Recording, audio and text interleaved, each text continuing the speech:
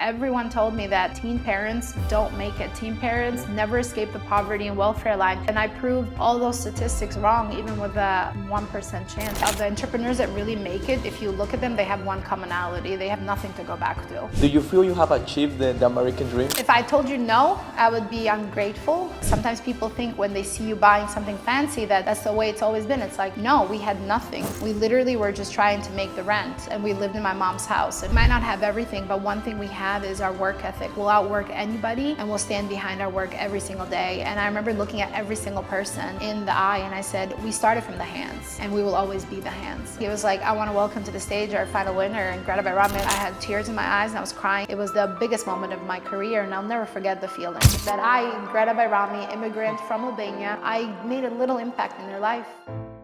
Hello guys, welcome back to the Intelix podcast episode 20. Today I have the pleasure to introduce you guys to Greta Bajrami, the CEO and founder of Golden Group Roofing, EY Entrepreneur of the Year, and also a very dear friend of mine. Thank you for being here. Thank you. I'm excited to have this conversation. Thank you so much. Well, first of all, crazy introduction, to say the least.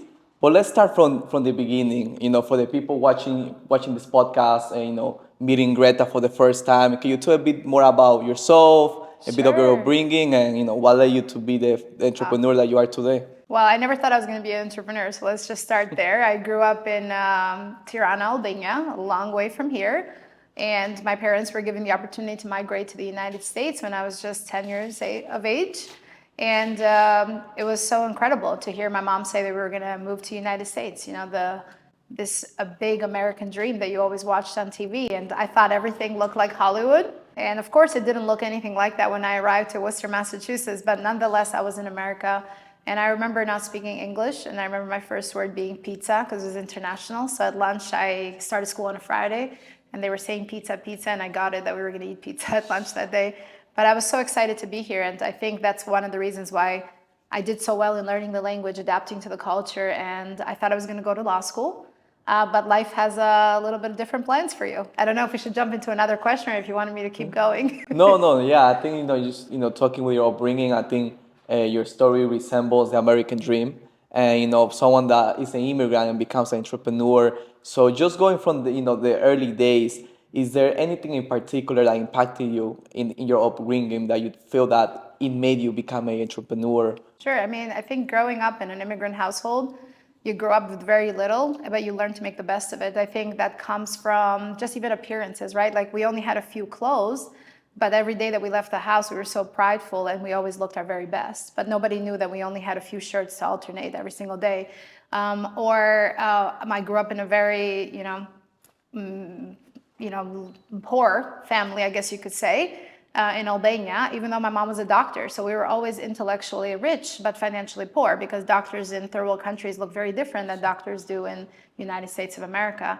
But we were always very prideful of that. Nobody needed to know that we didn't have, protein at every meal. Nobody needed to know that. We were always very prideful when we left the home.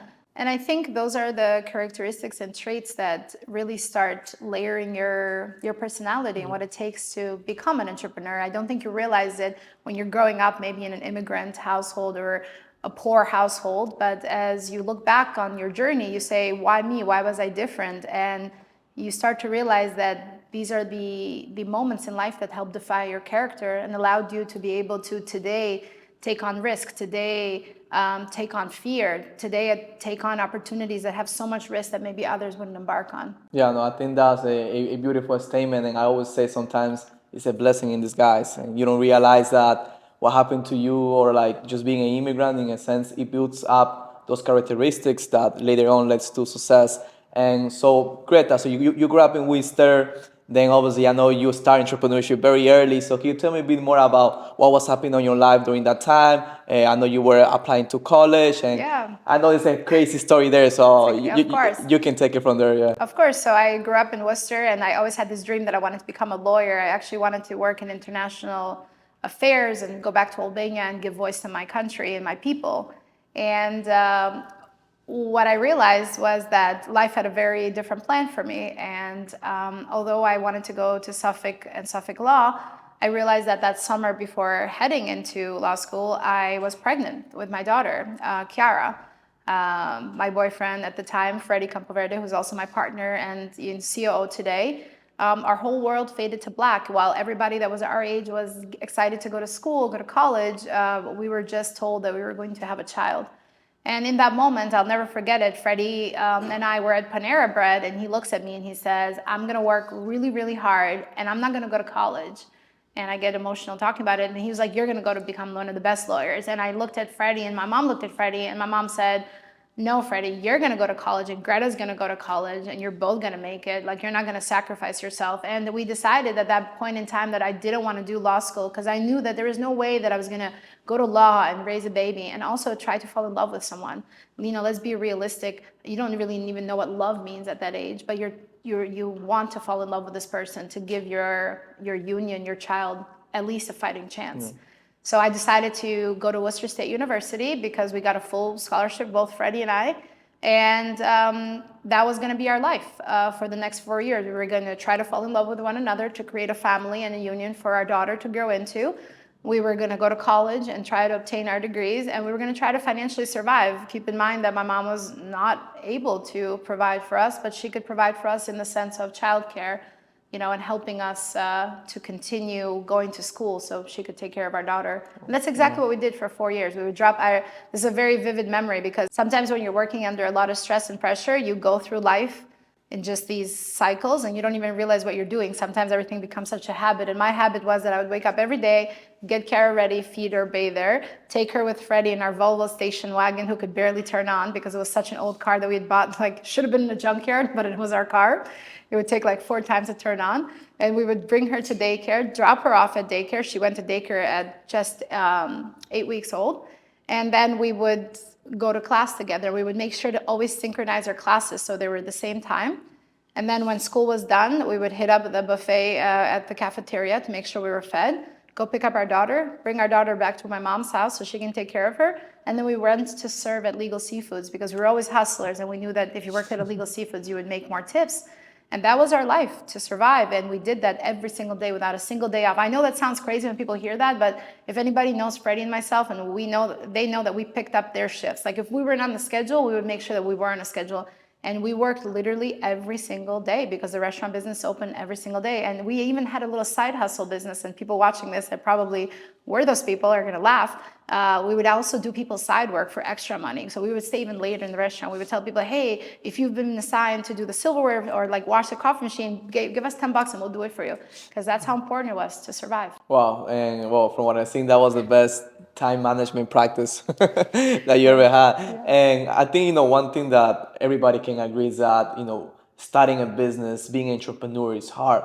But I think it's 10 times harder, you know, having a kid. So I'm very impressed by the feat that you and Freddie were able to overcome. But, you know, now going, you guys are, obviously, you guys, you know, have Kiara and you guys going to college. When is that time, point of time where you guys are like, okay, we want to take the leap into entrepreneurship? What leads, especially the roofing industry? I would like to know a bit more about the backstory. I'm very open about it. I know some entrepreneurs along the way, they forget how they started, so they make up these dramatic stories. But let's be honest, we wanted financial freedom. We wanted to be able to control our own money and the way it was coming. It sucks working in a restaurant and having your income rely on somebody's tips. Sometimes you give the best experience and people still don't tip you.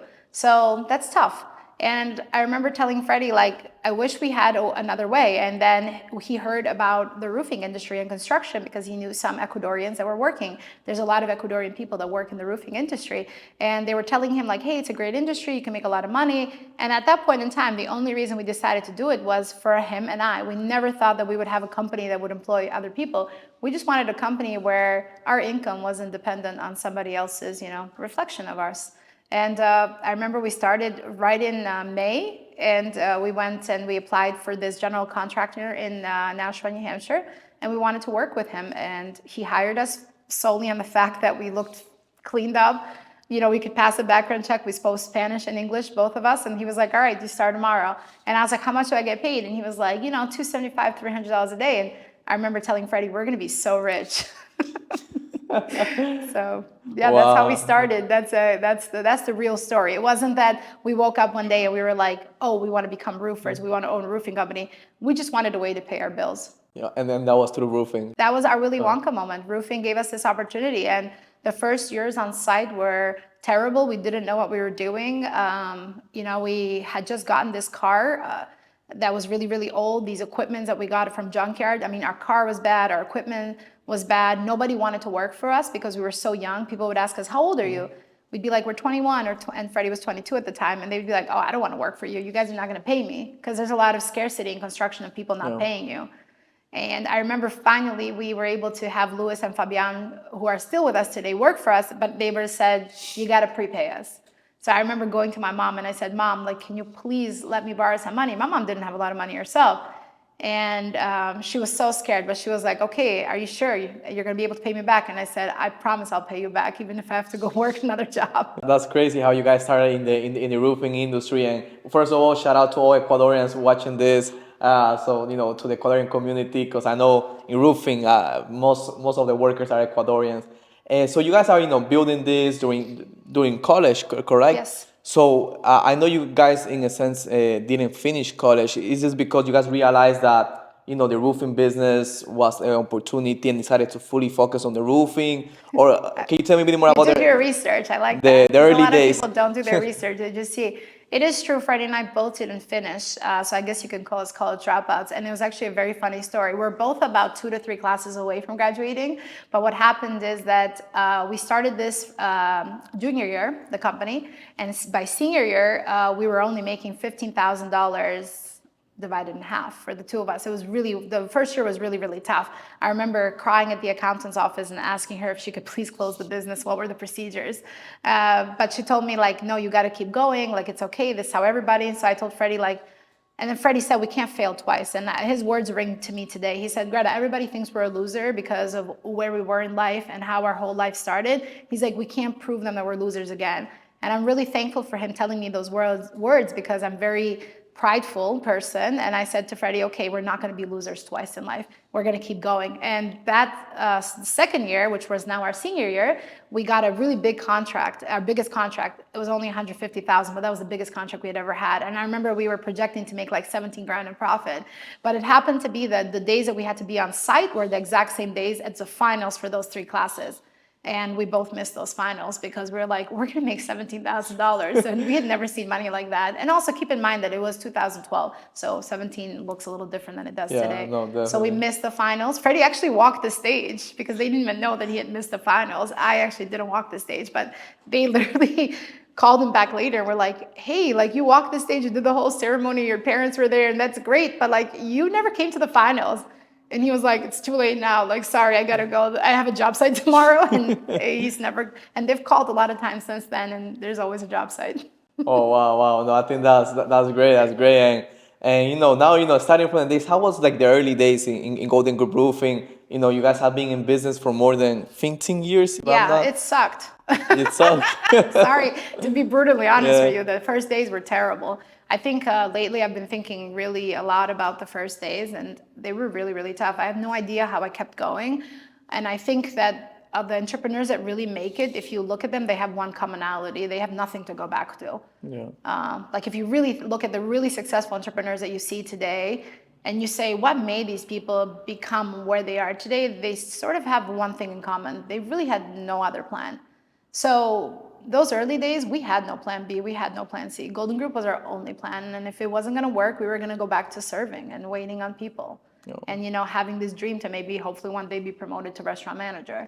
And I'm not saying that's a bad thing, but that was the only thing that was there for us. So long days, long hours, no money for the first 3 years.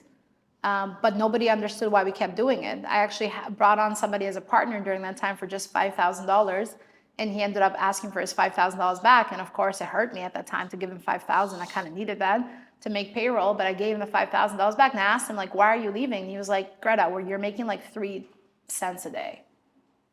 And I remember looking at my hands. They look very different than they do now. And I had dirty hands. I was in the construction site all day, and I was like, man, I'm making like less than $1 a day when this nets out. Like, is this ever going to be worth it? But what did I have to go back to?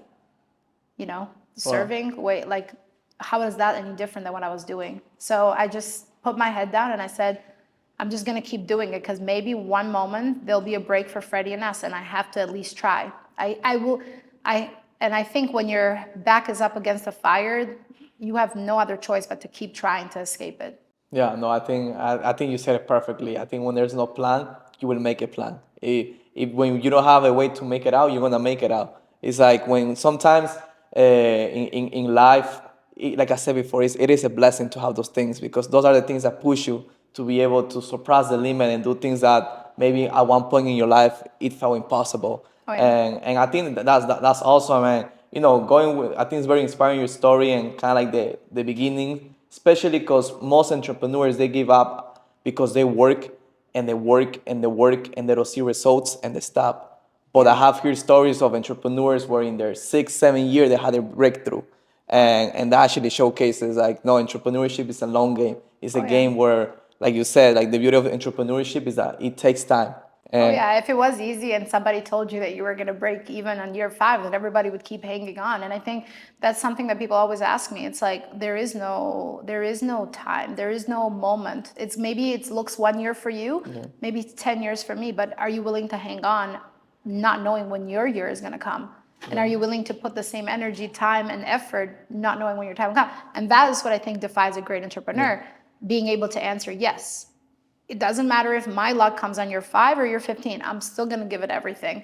And I think that's where people fail themselves because they think that success is going to look like Greta's success or Sebastian's success, but it might not look that way. It might look very different.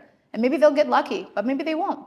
But that doesn't mean that they won't be successful. It's just they're not willing to put in the time that's required for them to be successful because they're trying to mirror how somebody else's timeline looked like. And I think that's the biggest mistake.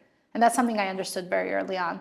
That Freddie and I didn't really hit success, I would say, until like year 8. But for 8 years, nobody knew that we were working every single day and we had no weekends and we had no designer clothing. And I only say that because sometimes people think when they see you buying something fancy that that's the way it's always been. It's like, no, we had nothing. We literally were just trying to make the rent, and we lived in my mom's house in a one little room with our daughter. We shared the bed with her. It was a king size bed, Kara in the middle, me and Freddie living in my mom's place, but nobody knows that. Nobody looks at that. So when people sometimes see you now, where you are in your life, they think that like, oh, like, you know, she had it easy. It's like, but you have no idea that for 8 years, I lived in a 1 bedroom with my daughter. I worked every single day, just making enough to put food on the table, but I still kept doing it every single day. Well, maybe you had weekends off. Well, maybe you still traveled with your family.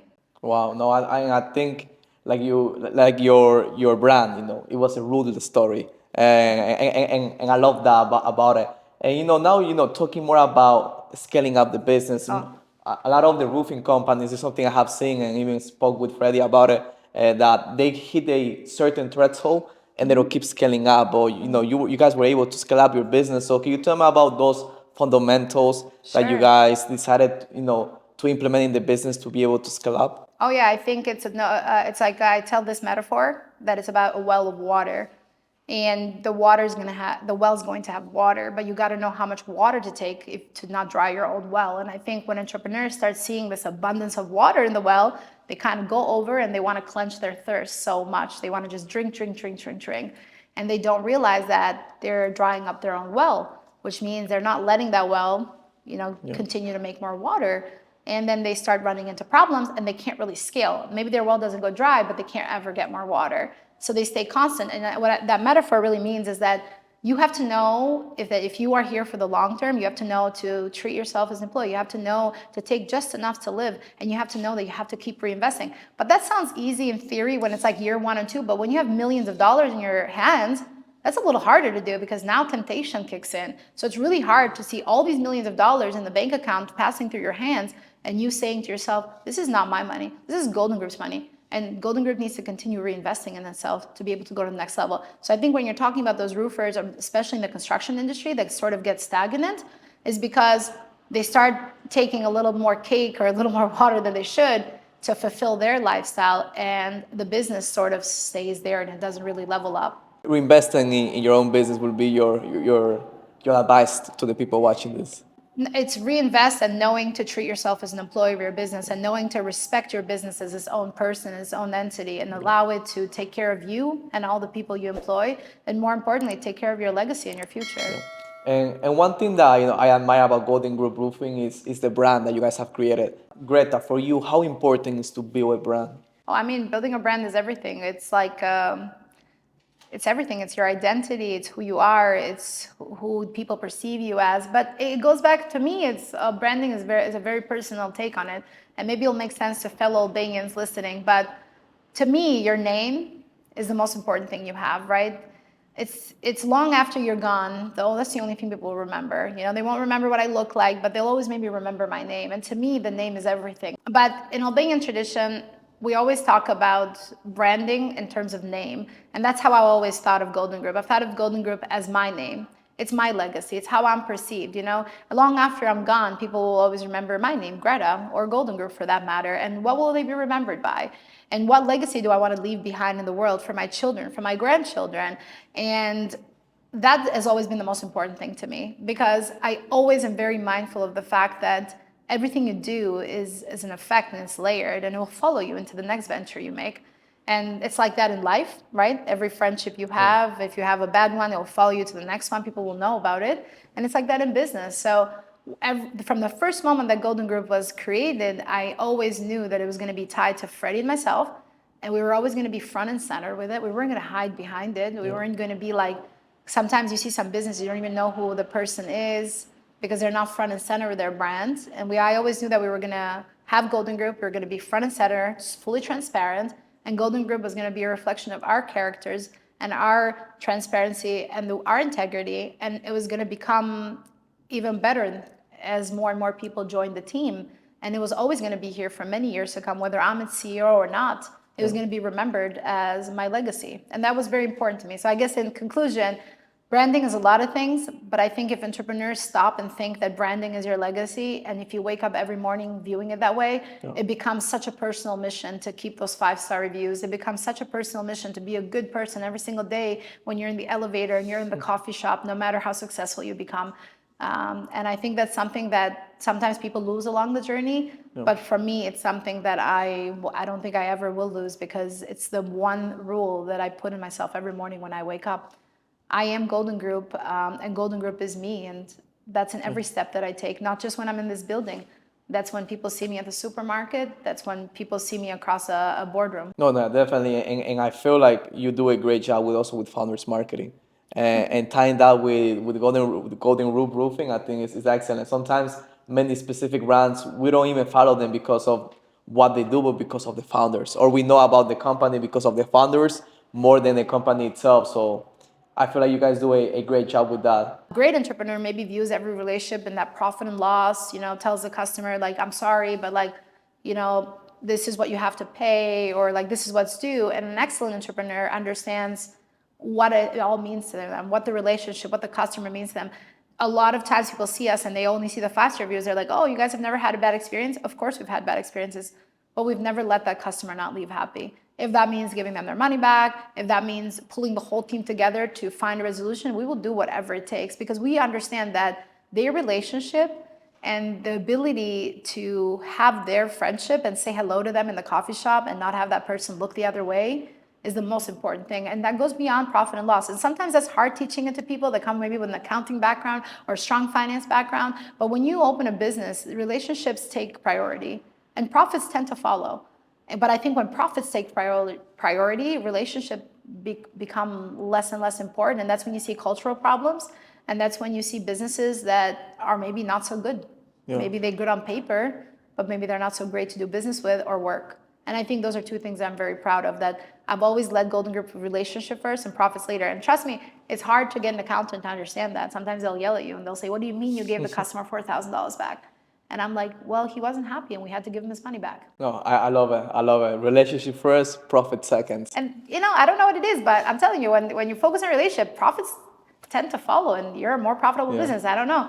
I'm onto something here. Yeah, no, and I think like never burning a bridge is so important. And that's something that, you know, the more entrepreneurs I talk to, the more I realize the importance of it. And, you know, now talking about your team as well, I know a lot of your team is actually your family, and that your co-founder is your husband. Shout out to Freddie if he's watching. But yeah, I would love to know, you know, how's that dynamic of working with your family, but also at the same time, you know, working with your husband and him being your co-founder? Oh, yeah. So it's crazy because everybody used to tell me that working with family is the worst thing. You should never work with family because then you can't fire them, you can't let them go, you can't be harsh on them. But today, if you were to ask me, I wish I had hired more of my family.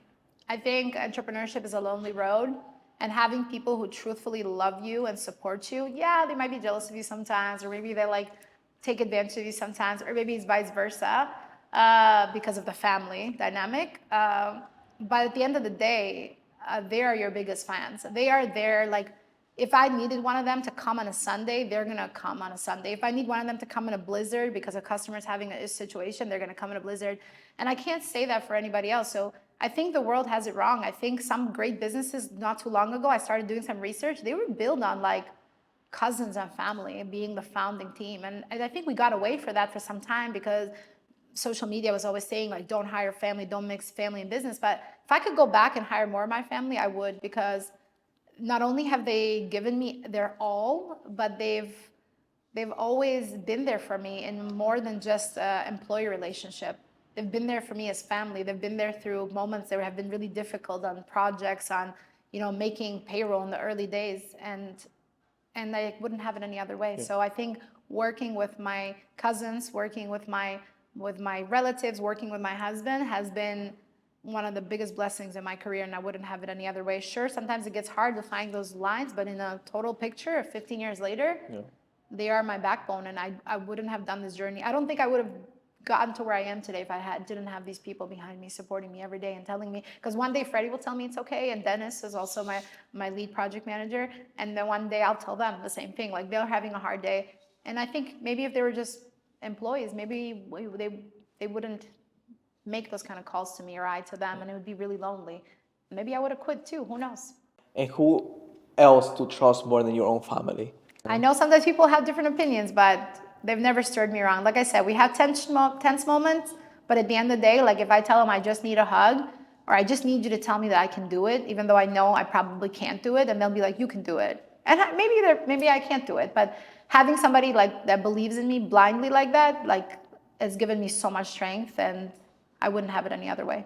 And talking about the team and about the business, I think two pillars in business, specific in service-based business, is sales and marketing. Oh yeah. And first of all, I would like to, in terms of sales, I would like to have like maybe an anecdote from you, maybe like a story that you have about a specific client. It can be good or bad, or like what's like the most memorable deal or sales that you have done.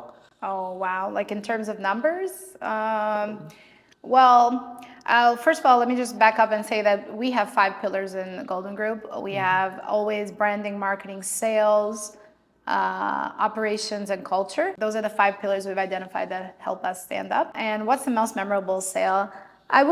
For me, I guess, I don't per se have a particular story, but I will say that when we push new limits, like for example, when we got into commercial division of the company, and you're going up against a commercial board, the numbers start looking very, very different. You're not going up with a residential customer. Now you're going into $2 million, $3 million projects at a time. Those were a very defining moment. I was like, oh man, like we became a real company now. Like we're over here, like it was me, Freddie, John. We're trying to pitch a whole board. We're trying to sound really fancy. There was no AI yet, sadly. But probably would have gone a lot better now. But I remember being there. I was like, what are we gonna do? And we were like kind of like passing the baton. Like I would go with like the very like wholesome high level, and then Freddie would go the tech, then John would add like the sales. And it was just the 3 of us, and we were competing, because commercial people, they will have you and another company kind of like judge and jury, then you sort of are competing for the bid, and we were the final 2. And I remember having like one final minute, and I just said this like whole ramble from my heart. And I remember saying that, we might not have everything, but one thing we have is our work ethic. We'll outwork anybody, and we'll stand behind our work every single day. And I remember looking at every single person in the eye, and I said, we started from the hands, and we will always be the hands. And the whole board kind of was stunned. And I remember leaving there, and I remember hugging Freddie and John. I said, whoever gets this project, good. But if we get it, great for them, because it's going to be the best exterior remodeling experience they ever have. And a week later, they called us, and they were like, hey, Golden Group, like, you've never really done commercial, but, the board was just impressed. And yeah, that was our first commercial project, and now we've had many, many more ever since. Wow, wow. No, I think I love the story. I love the story. Wow. And I can just picture myself like just seeing that. So it's like in person. It was like in Yeah, person. commercial bids, like the first levels are just blind bidding, but Yeah. once you get down to like the final two, they do ask the contractors to come in to meet So with the it's like boards. the both companies Yes, basically yeah. and the And they're board. presenting in front of the Wow. board, and then the board lets you know who Yeah. won the bid. Yeah, after that speech, if I was the board, I would have said the same. I'm like, But it's tough because in commercial, it's all about the numbers. You know, they're really number driven, but sometimes the numbers can be really close, and they're just kind of like, which company do we see doing business with?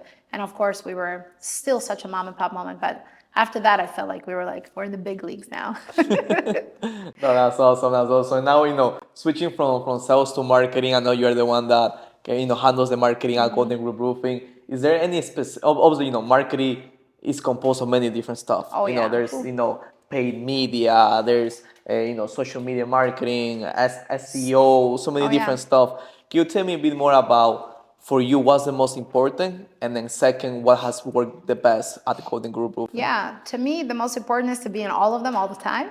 Although, so let's just get started there. I don't have the secret formula to tell you which one works, but I know that if you try all of them together, cohesively, they work. But for me at Golden Group, I knew that our edge was going to be education. I wanted to be known as the company that educates the customer the best. I was obsessed with it. I was like, I may not sell the best, but if a person sits with a Golden Group salesperson for 2 hours, they're going to become an expert. They're almost going to be able to like roof or side or put solar in their home visually. And that's what I became obsessed with. And I know that maybe sounds to some people listening, oh, that's easy, but it's really, really hard because not only do you have to get your team to think like a roofer, think like a sider, think like a solar, but you got to get your sales team who is coming from a world where they're just told to sell, sell, sell. They're told to use these sales methodologies. They're told to use these price negotiation and drops. And at Golden Group, I want none of that. I don't want you to go and condition my customer. I don't want you to go and tell my customer like, if I drop the price now, let me call my manager. I don't want you to take them through a price conditioning journey. I don't want any of that. I want you to sit in front of them. I want you to listen to them, what they want. Then I want you to educate them. And then I want the ball to always be in their court so they can make the best decision for themselves. And if that best decision isn't us, then that's okay.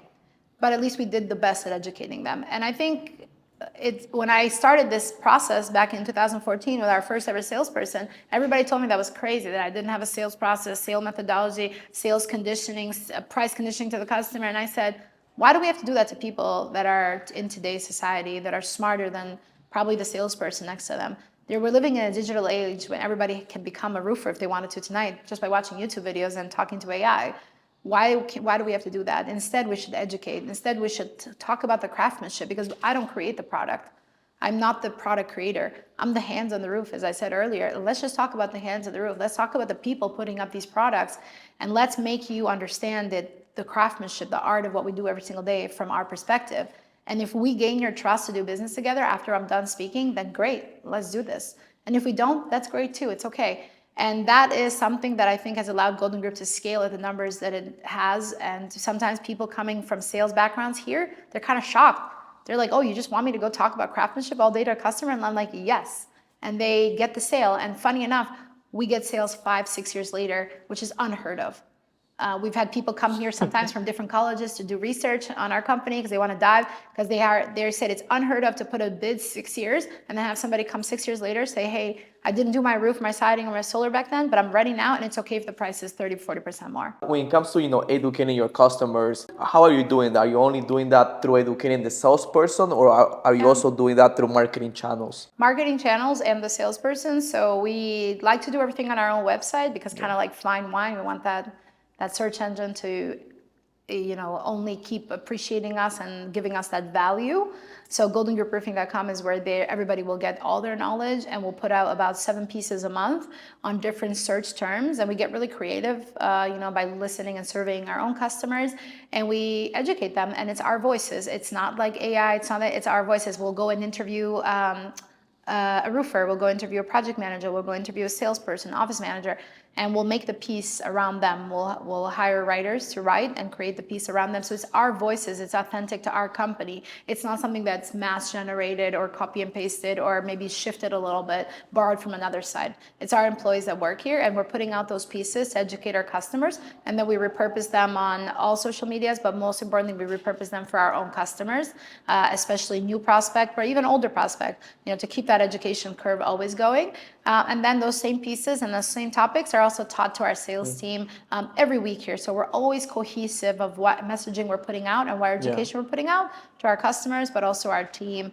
And then again, craftsmanship is our heart. Our old slogan when we first started, maybe not as creative, but it was our work, our word. And that was like something that we would say every day. We would chant, our work is our word. Because we're an exterior and we work with our hands. When it comes to like you said, like educating your customers, especially like leads that you have, do you send them like add them to like let's say like newsletters campaign or like what's like that business strategy that you do to educate them? Because I feel like educating your leads is so important. Oh yeah. And can lead to so much business for any business. So absolutely, you're right. Like we'll put them in newsletter campaigns, and sometimes we'll just send them authentic. We realize that if a real person with not a mass-produced email just sends them an article, we find that that has the highest success. So we actually have an office person that will send them like, hey, like we noticed that you booked for this, like, but before we meet, like here's some great articles as you get prepared for your appointment or post-appointment. Like, hey, we had a great meeting with Sebastian, and take a look at these 3 recent topics or studies or portfolios that are very similar to the conversation we had. So we also like to do it in a very organic way, to not pretty much just send them like, here's a constant contact or MailChimp, like mass email coming out, but no, here's some pieces that I put together because I realized this is something that you were asking questions around, so that way we can continue the learning curve. That's what I tell the sales team is like, how do we authentically continue the learning curve well past the 1 hour or 2 hours that we have with our customers? I think that's great. And something I have heard is that sometimes teachers are the best host people because they are so used to educating. Not sure if that's real, but either way, it kind of ties with the topic that we're speaking right now. And and talking a bit more about the business, something that I saw, and first of all, congratulations that you were awarded EY Entrepreneur of the Year. Thank So can you tell me a bit more about that process of that's a funny one. becoming a EY Entrepreneur of the Year and also how it felt to achieve it? Yeah, EY Entrepreneur of the Year, New England 2023 class. I'm also very excited to be a judge there this year.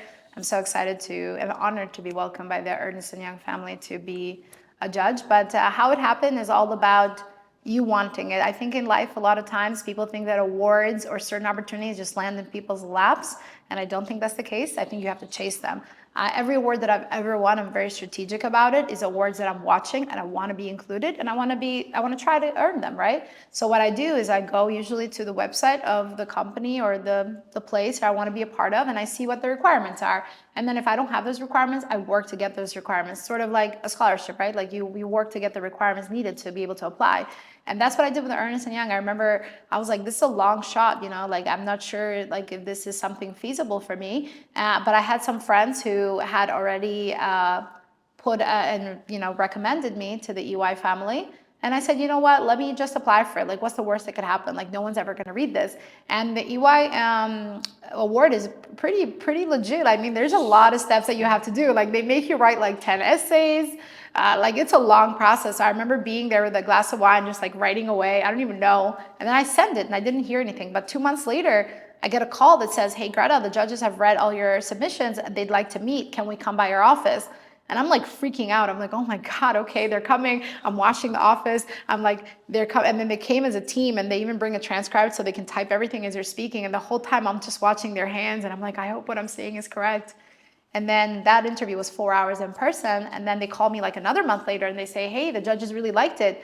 We'd like to look at your financials. And I was like, all right, here's where books close. Goodbye, Greta. Like, you're not winning this award. I'm like, this is the best financial institution in the world. Like, for sure they're going to be like, what is this? Like, they don't even know how to classify things. But apparently we were good at that too, because after I sent all the financials of the company from day one until 2023, they really enjoyed it. They had some questions to my accountant for certain things, but they said it was like really impressive. The books were really impressive. And I was like, if they say the books are impressive, like, I gotta go celebrate, because for me, that was already like the highest achievement. I was like, this is good. Like, even if I don't win the award, to have EY consultants like you, when they're looking at your books, like you made it in life. And then I remember they called me to meet the judges in person, and now I had made it down to the final 100, because they started like 1,000 people. And then I made it to the final 100, and the judges were really intense. It was like Shark Tank.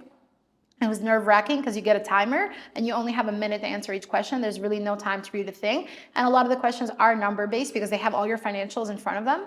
And there's like 4 judges and you're trying to win all their hearts. But there was one judge that was like really, really cold. And I was like, yeah, there's no way. But anyways, I made it past that round. I made it to the top 30. And then I was invited to go to the award ceremony. They don't tell you that you're going to win. Wow. Everybody's like the Oscars. You have to be in the audience waiting. And I had clammy hands the whole time. And I was like, there's no way we're going to win. I mean, Boston Dynamics was there. Like, there's like billion-dollar company CEOs that are sitting in that room. And it was an honor, like, to see them. Cybex, like the stroller company, like I was just in awe of seeing all these people. And I was like, this is the coolest. I remember all my sales guys just taking pictures with everybody. They're like, even if we don't win, this is the coolest. Thank you, Greta, for bringing us here. And then they had one award left. And I didn't realize that the gentleman sitting next to me had left.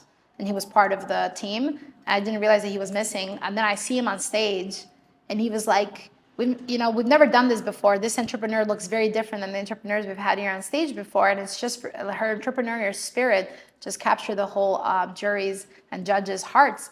And he was like, I want to welcome to the stage our final winner, and Greta Bajrami. And then I literally, guys, had like a piece of steak in my mouth that I was chewing, because I did not think I was going to win because it's a dinner gala. And I remember being like, oh my God, I better swallow this quick and not choke and make it to the stage, because I didn't think I was going to win. And then I made it up there, and I pulled the speech from my heart. I didn't practice or anything like that. I did a speech about the trades. And that speech apparently caught waves on social media, and a lot of people were sharing it. And I got a standing ovation that lasted well past minutes. And I had tears in my eyes, and I was crying, because to have a room of CEOs validate you is one thing, but to have a room with Ernst and Young, EY CEOs validate you and stand up for you, and I get emotional talking about it, but to have those people stand up and give you a standing ovation, those are people that you only dream about just to meet and handshake. But to have those people appreciate you, even though your numbers don't look anything like their companies, maybe they make what I make in a year in a single week. But having them say, Greta, you impress us, and you give us so much inspiration to do what we do every single day, as many of them have 10,000 employees. It was the biggest moment of my career, and I'll never forget the feeling that Greta Bajrami, immigrant from Albania, who runs this little company, in comparison to them, I made a little impact in their life, and I don't think there was a better feeling. I haven't had a better feeling since. No, I think that's very, very, very inspiring. Even here, I'm already pumped, No, but thank you so much for sharing that story, Greta. I think many people watching this are gonna be very inspired just to hear the whole trajectory of your story, and going with achievements. I have a question for you. Do you feel you have achieved the American dream? I mean, if I told you no, I would be ungrateful. So I think I have achieved the American dream. For me, the American dream was to be able to buy a house, to be able to provide for my family, to be able to have a consistent paycheck, and to be able to, go on vacation. I think I've achieved that. Now, have I achieved my dream? Of course, my dream has shifted a little bit than when I started. When I started this company, I told you I just wanted a job for Freddie and myself. But that vision has changed along the way. So today, my American dream is to create a company that can support a lot of other families. My American dream today is to be able to create a legacy that maybe tomorrow I've sold this company, I'm not the CEO anymore, but I could look back, and my grandkids can look back, and my children can look back and say, hey, our mom started that $100 million company when she was a college student at Worcester State University, making $10,000 in tips. As a server. That's what inspires me today. So that's my American dream has shifted. It's become a lot bigger, but not because of I'm not grateful of where I am, but because I think in this incredible country you can achieve so much more, and your vision only gets bigger and bigger as you grow. And it's kind of like I tell my daughter, success is a state of mind, and I truly believe that. Because I think like if you look at a child, if I give a child this environment and I give them a few toys, they're happy. But the moment I bring them to the playground, now they want to go to the playground and be happy. But the moment I take them maybe to be with friends and go to a camp, now they want to go there and be happy. So I think our definition of what we find pleasurable or happy and successful changes the more environments we are open to. And I think that's what entrepreneurship is like. For the first phase, it was great. It got me where I need to be, but now it opened up a whole new world. That Ernest and Young room, they opened up a whole new world. And now I'm grateful for where I am today, but I'm also excited to achieve this whole other American dream that I never thought would be possible. But it is possible because we live in this incredible country that allows us to have these businesses every single day. No, definitely, definitely, and like, you know, in the perspective of many people, you know, watching this, in a sense, you already have kind of like arrived in that sense of like your dream of, you know, becoming an entrepreneur. So for you, has the purpose changed or has the drive changed? And like, what are you looking, you know, now? You know, what are like the next things that you are like chasing for? Everything has changed. The purpose has changed. The purpose now has become, I almost have, I guess this sounds like a Hallmark movie now, but to those listening, they know. The purpose changed because it's not so much about money and profits anymore. Like, let's be realistic. Business is about making money. In the beginning, when you're starting out, it's all about like, you want financial freedom, you want to grow, you want to become profitable, you want to hit, you know, certain quotas. But along the way, it switches. Along the way, it becomes about, can I build something much bigger than myself? Can I become somebody who's so important in society? Can I employ a lot of people and make a lot of change and impact? Can I, you know, give a lot of donations and help other people? And I think that purpose has changed a lot in the last few years. In the last few years now, I'm more like excited and driven to like create, can I push the envelope? Can I create something bigger than myself? I created something that's big, but can I create something much bigger than myself? And can I do it in this lifetime? And can I do it with purpose? Can I go back to Albania and open up nonprofits? Can I do all these things? Or is my dream too big? I don't know. Time will tell. But this is what inspires me today. To now I'm like hungry and I'm like, Freddie, if we can get here, kind of like as two immigrant college kids that were maybe not that bright, I was like, imagine where we can go in the next chapter. And I think that's what really drives me. We make jokes all the time about not being the brightest people in the room, but we always are the hardest workers in the room. And I think with hard work, I think we can unlock the next chapter of purpose and really make this company and maybe other companies become something of great importance in the communities that they serve. We might not be the brightest, but we are the most hardworking people in the room. Love that, love that. Quote by Greta. Oh, yes. I stole it from Freddie. Sorry, Freddie, if you're watching. But Freddie always says, when we're in a tough situation and he feels like, you know, there's somebody maybe a little brighter than us, and he goes, they're not going to win. And I'm like, why? And he's like, nobody can outwork me. He's like, I will always be the hardest worker in the room. He's like, when that person is, you know, has given up because he made his first profit, he's like, I'm going to keep going. And I think the hardest worker in the room will always win. Always, no, 100%. And, you know, talking about business, what's one thing that you would tell any business owner that perhaps has been a secret or a tactic that you have done that has significantly impacted your business positive? For example, the last guest said that he will send his leads a specific truck with a logo, and that got him so many, you know, deals afterwards. So is there any secret that you have done that you feel you should tell business owners watching this? Yeah, I mean, for Freddie and myself, no matter how big the company gets, one of us we always touch all our customers. I know that sounds crazy to say out loud, but we always make sure to touch all our customers. Freddie especially, like he will always handshake every customer. Like maybe not on the day, but in a 7-day calendar week, he makes sure to go personally handshake every customer, no matter how big the company. And that's something we'd love to continue doing. And that's something that he always does. Like he will personally go to every single customer and handshake them, no matter if it's a $200 or $2 million project. And that I think is and I think a lot of owners get a little, you know, they become more relaxed, they become more, you know, in their office setting, but we're always in the trenches. And I think that's our secret, that no matter how big we get, the customer is the reason we're here, and every customer deserves a chance to handshake us at some point during their process with us. And also another thing I think that helps us a lot in the cultural aspect, and I think you guys asked when you came here to do the podcast today, is we don't have offices, and I think we lead from within, and I think that's our superpower. a lot of times when you go in an organization, the CEO and the COO have these big offices, and maybe in the future, maybe it's necessary. But I think when you have a communal space, even for your team and yourself, it shows people that you lead from within and you're with them, and there is no like fancy office that you hide behind that's so scary that people can't come in.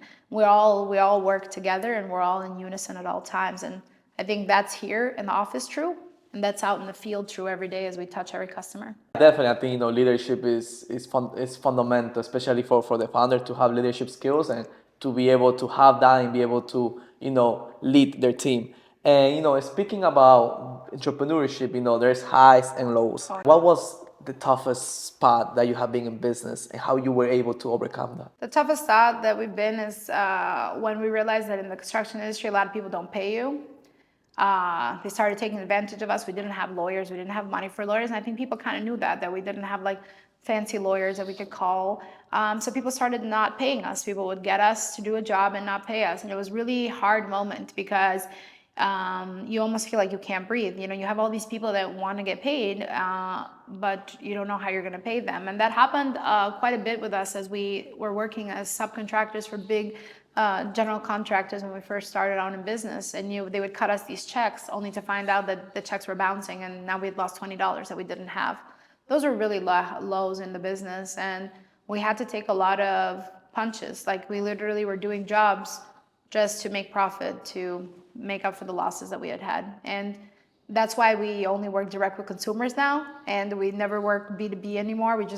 The construction industry has a lot of work to do. And I think when you're working business to business in construction, it's good only when you work in commercial, big companies, big contracts, very reputable companies. But when you work business to business with general contractors, builders, it's such a world that still needs a lot of adjustment. So Freddie and I got out of that and we went direct to consumer. And, we said, if a customer doesn't want to pay, we'll deal with it. But we're never going to work with somebody else again that's going to use us and our people. And that was definitely tough. I had to take a loan from my mom, my dad, and a few cousins just to make it through that year. Wow. That was in year 3. People started hearing about Freddie and me being in this industry, and they started giving us jobs, only to find out that they were giving us jobs that they never had intention of paying us for. I think that's something that, even for me, I'm currently facing a couple of unpaid invoices, and that's a tough lesson I had to learn. And I'm like, wow, okay, in B2B, people can screw you over. Because sometimes, even for me, I felt like I was naive, thinking everybody does business right, and then you came to find out like not everybody's like that, and you actually have to do your research before you work with clients, and sometimes you have to say no to leads. And that's something it was a hard lesson to learn, but you have to say no to leads. In a sense, you might be saying no to money, but sometimes that might prevent from worse stuff happening. And talking about entrepreneurship, what's the definition? Even though it might be a basic question, but what's the definition of entrepreneurship for you, Greta? If people follow me, they know that I define entrepreneurship as, I'll tell you an analogy. Entrepreneurship is being okay to be fearful and be scared, but having the courage to do it anyway. And the way I view it is, my kids sometimes ask me, well, what does that mean, Mom? And I tell them, if you think about a surfer who is in Australia right now in a competition, taking those 100-foot waves and going inside of them, I tell my kids, you must be crazy to think that they're not scared or fearful of that wave. I mean, it's massive. It could quite literally kill them, swallow them whole. They might never come out of it. But once they enter that wave, they never for a minute doubt or have the courage that they will make it to the other side and see the sun and hear that crowd that's stunned in the beach, just saying, "Oh my God, they just did that." And I tell my children that's what entrepreneurship is the ability to be scared and fearful, just like any other human. I'm not a superhuman. I'm scared too every morning, and I'm afraid too of when I hear the news. And there's so much, the news does a great job of scaring entrepreneurs too, but I still have the courage and the strength to do it anyway. And I still don't doubt myself that I'm gonna make it. Everything is against me, but I have that 1% chance that I'm gonna make it, and I'm gonna see the sun on the other side. And that's what I think of every morning. I think of myself as every morning coming into this wave. It's taking me, swallowing me whole, but I'm gonna come out of it. I'm gonna see the sun on the other side. And I keep that sentiment very dear to heart every morning. And I think my life, if you think that's crazy, and Greta, that sounds like something that belongs in a card, then think of my life. Everyone told me that teen parents don't make it. Teen parents never escape the poverty and welfare line. Teen parents and their spouses never stay together, married. Teen parents never become, successful, go to college or anything, right? And I proved all those statistics wrong, even with the 1% chance of proving them wrong. And I think if 1% is all you're going to get today, then you have the courage to do it anyway, even if 99% is against you. And I think that's entrepreneurship. Oh yeah, definitely. Yeah, and I think something that I even spoke with my partners is that it's crazy because when someone is a teen mom, like statistically, like your life is over, and Oh, to yeah. see how you guys were able to do that is it's very impressive, and it just shows your character.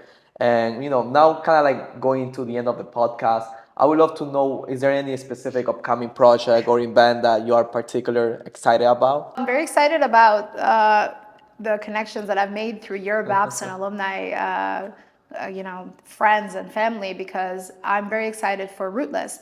Rootless.com is my mission and my giving back to the world. And a lot of people ask me, what does this word even mean? But if you think about the word rootless, I'll explain it to you very, very plainly. When I started this journey, everybody spoke about roots. Everybody was like, oh, I'm so glad, like my dad, I'm so glad my mom, I'm so glad this, that. And I never understood what that meant because I had no roots. My roots were tied to pain. My roots were tied to stereotypes. My roots were tied to being told that I was never going to be anything or anyone. My roots were labels of reasons that my story didn't matter. So when people talked about roots, it was a constant reminder of the shackles that I quite literally had on me. And I remember telling Freddie that, what is this feeling that we have? And he's the one that came up with Rootless. He said we have the ability to detach from where our stories are, from the pain that they hold, and we have the ability to go somewhere else and still become these beautiful flowers and trees, even though our roots are not there, right? Like my roots were not in construction. I didn't have the legacy that these people that had these companies so many years, but I still created a wonderful construction and a big construction company. And I think immigrants do that every day. Sometimes immigrants don't even know the language, but yet they come to the United States with no roots, no nothing, no money in their pocket, and they create some of the biggest companies, like the Sriracha story. Yeah. I mean, his story is just incredible. Coming to America with nothing, and taking these hot peppers and now making one of the best, hot sauces that's all over the world. And I think that's what it means to be rootless. And we still can become beautiful trees and flowers without actually having roots of where we are today. And that's my mission, and rootless.com is my next venture as I go around finding more and more of these stories and letting people know that, no, don't excuse success for yourself. Don't say Greta made it because of this. Greta made it because she knew someone. Greta made it because she got lucky. No. Greta made it because she was rootless. She didn't let where her story started become where her story would end. Oh, wow. And I feel sometimes those things that maybe looking outside might be like, oh, your weaknesses, sometimes it's just strength. Oh, like yeah. sometimes being immigrant is a strength, it's a superpower. So I always say, like, sometimes kind of like the things that might be in your life and are like putting you down are your superpower, because you get Yeah. power within those things to make you the person that you are. And now to conclude, the last question for you, Greta, if you can have one piece of advice that you would tell Greta, 18 years old, just going to Worcester College, what would it be? I guess there's so many things I would tell her, but if I could go down to a single thing, I would say that it will get lonely, and that's okay. Like, I think that when people embark on entrepreneurship, they think it's going to be glorified. They think they're going to have a lot of friends. They think they're going to become very popular, but it's quite opposite, actually. And I've found that, like, although you have a lot of people rooting for you, it does get lonely sometimes because nobody understands why you have to make the decisions that you have to make, why you have to, make the sacrifices that you have to make. Sometimes as you're scaling, sometimes as you're merging, and it does get lonely a little bit. And I would tell young Greta that it's okay sometimes to not have as many people as you think around you, because not everybody's going to understand what you're trying to do, especially the people that maybe knew you as the 18-year-old Greta at Worcester State University. They might not understand the sacrifices, the decisions I'm making today, but that doesn't make me not so much of a great person. It just means that I'm a different person than the old me. And it gets a little lonely, I will say. All in conclusion, when you get to a certain level of entrepreneurship, some of those core people, other than the family that I love and keep close, some of those people, they don't really understand me, and they have me misunderstood because the old Greta is so different than the Greta I am today. Wow, wow. And for the people watching this and the podcast, what's the best way to, reach out to you, or if they wanna maybe learn a bit more about Rootless, what Yeah. would be like the best way to visit? Well, if you're in the Boston area, come to Rootless event March 26th at Babson College. Can't wait to have that rockstar panel. But if you're not, then go to rootless.com and join us in finding more creative ways to get this mission moving forward. And of course, Greta Bajrami on social medias and LinkedIn. And I always make myself available to connect with anyone. If I can help you start your own Rootless story, then that is one amazing thing that I've done today, and I want to do as many amazing things as I can. We all have 15 minutes, so better I help you than, I don't know, just get stuck on Instagram or something. Awesome. And everything will be here in the screen. So all the social media, the website. You guys are also looking for a roof in the mass area, also here as well. I might need a commission if I get any deal coming from here. Yes, and roofing, siding, solar in the greater Boston area. Our offices are Lexington, Needham, Westboro, and Hudson. But thank you. It's been an incredible conversation. I hope everybody's enjoyed it. Yeah. Thanks for coming to Hudson today. No, they came all the way from New office. York City. I hope it's not too boring for you. I'm going to try to find you some good coffee. Thank you. And also everything's going to be in the description below. Thank you guys. And thank you so much, Greta, for being in the podcast. Thank you. See you guys in the next one.